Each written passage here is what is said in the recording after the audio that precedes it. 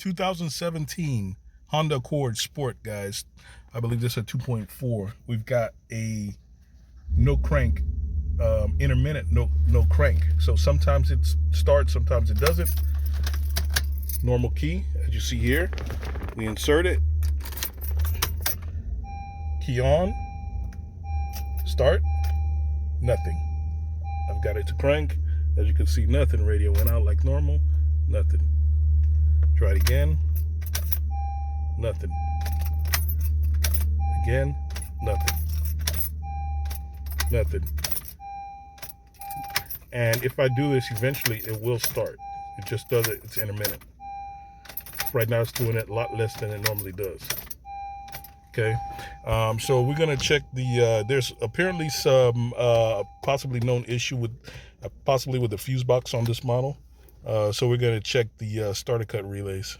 I'm going to try to crank it here at the fuse box. See if we hear anything.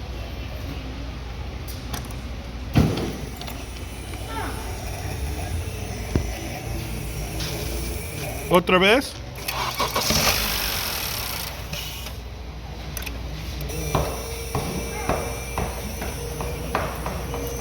It's like humming.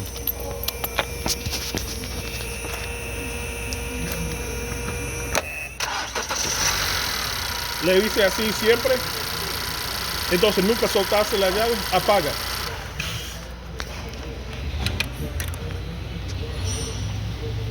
Dale otra vez.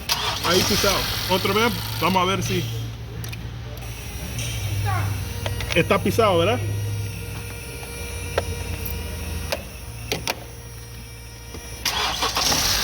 Nunca soltaste. Suelta. Apaga. Dale otra vez. So basically I had him crank the car and hold the key down Vamos a ver while pisado I si va a tapped the prender. box. And as I tapped it, you noticed that it started. And it did it multiple times, so that pretty much Ahí no told me prende.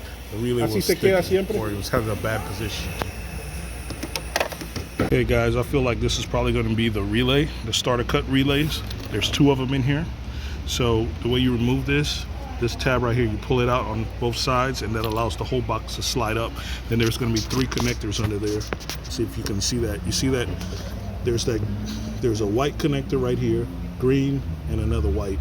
So you got to push the tabs in, and you're going to need probably a pry tool, a little pick that you can push that tab in and then pull the whole box out like what I did.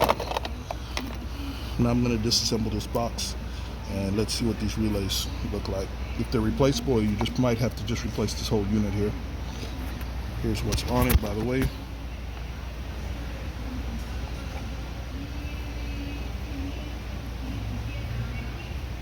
See the pins?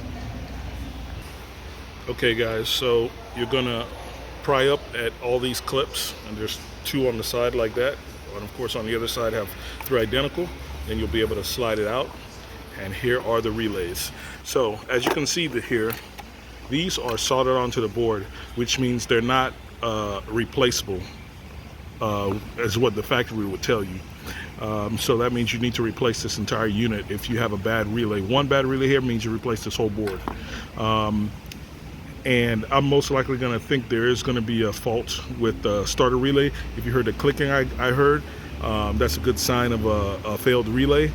Now, this to me looks like standard engineering, new engineering to cause more problems that's unnecessary. There's no reason why they couldn't use standard relays, expand that fuse box just by, let's say, an inch, and just run all the relays like everything else that has been happening since the beginning of automotive vehicles. This is just more trash to make more problems. I'm going to test this externally and see.